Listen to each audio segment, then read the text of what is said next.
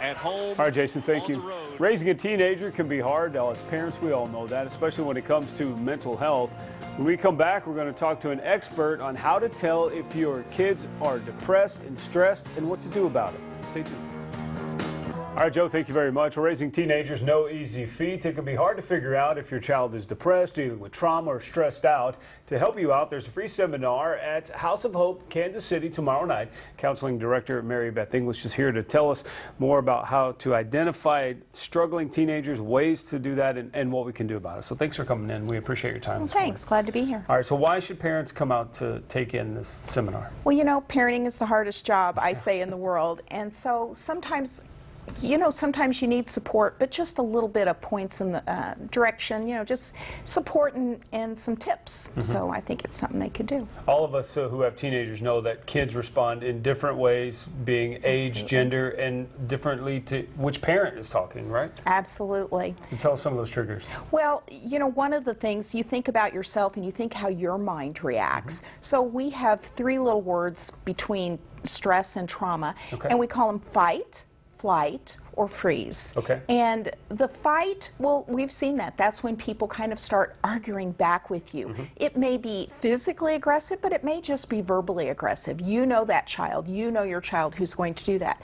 There's other children who the flight, these are the kids who, when something happens to them, their natural reaction is just to take off. Mm-hmm. They'll run to their room, they'll run outside, but we look at that as a risk because what happens to some of these kids when they get overstressed or trauma has happened, they could be the children who might run away. I got you. And the last one is freeze, and these are the kids who take it all in on themselves. Mm-hmm. And this also is difficult because these kids are at risk for other types of stress, such as, these could be children who do some self-harm and things like that. Gotcha. So looking at your kids and knowing your kids to kind of know their reactions so that you can kind of stay calm when they're going through these reactions. Yeah, a major key is for the parents to stay calm. Because if you're chaotic, it's hard not to pass that on to the kids. Absolutely. Sometimes it's being the greatest actor or actress to just stay calm when they're reacting. What else can parents do? Well, there's a lot of preventative things I think parents can do, and I think one of the best things parents can do is they can really look for other support. Parenting is a really hard job, and when it's just you and them, a lot of times you need a break. So getting support from family, friends, your community, things like that, but also getting your child involved in your community. Sure. Maybe letting them do some community service, getting out with others, kind of lets them come out into the world.